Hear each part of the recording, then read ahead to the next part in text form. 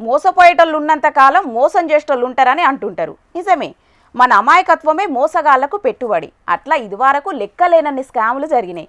మన జోర్దార్ వార్తల్లో కొన్ని చెప్పుకున్నాం కూడా. అయినా కానీ మోసపోడు శరామామూలు అవుతుంది. ఇగో ఇట్లా ఏన్నో కాడ చూడుండ్రి, డబుల్ బెడ్రూమ్ ఇండ్ల పేరు చెప్పి జనాలకు ఎట్లా టెండర్ వేసిండ్రో. సర్కారు పథకం అనంగానే ఎవ్వలేం చెప్పినా నమ్ముతారులా జనాలు. ఈక తోక ఏది చూడరు.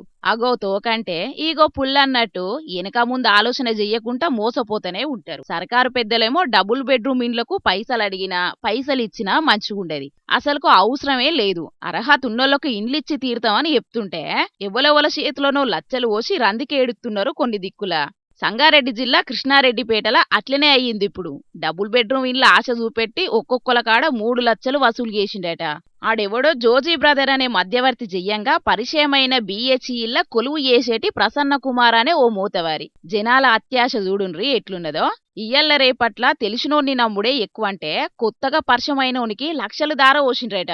మళ్ళా ఒక్కలా ఇద్దరా? గొర్రెనక గొర్రె పోయినట్టు 69 మంది తలా 3 లక్షలు సమర్పించుకున్నారట.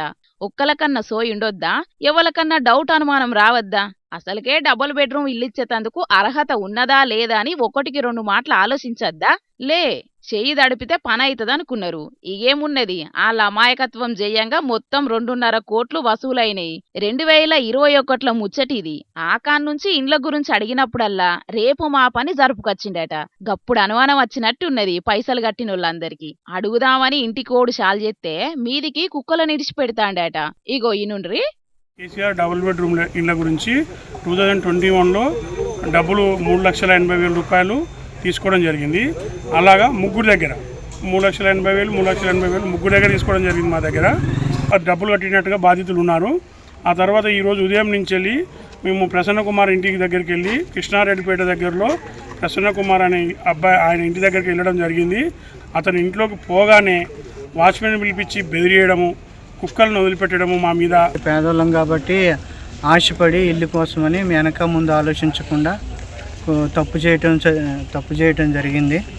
ఇలాగ మేమందరం కూడా జోజీని తెలిసి అడిగినప్పుడు ఆ ప్రసన్న కుమార్ బిహెచ్ఎల్ ఎంప్లాయీకి కూడా నేను తీసుకెళ్ళి ఇచ్చానంటే ఫ్యామిలీతో సహా వచ్చి మీడియాగా మాకు సపోర్ట్ చేసి పోలీస్ స్టేషన్ దగ్గరకు వచ్చి న్యాయం జరగాలని. డబుల్ బెడ్రూమ్ కోసము డబ్బులు జోజీ అనే ఆయనకి మేము డబ్బులు కట్టాము. వాడు మమ్మల్ని నమ్మించాడు. డబ్బులు ఇల్లు కూడా తీసుకుపోయి ఇట్లా ఉంది అని ఎలా నమ్మించాడంటే అసలు ఇప్పుడే ఇస్తామన్నట్టు నమ్మించాడు. మామూలు మోసం కాదు పోన్రి. 2025లో కూడా జనాలు ఎంత అలకగా మోసపోతాన్రో చూడుండ్రి.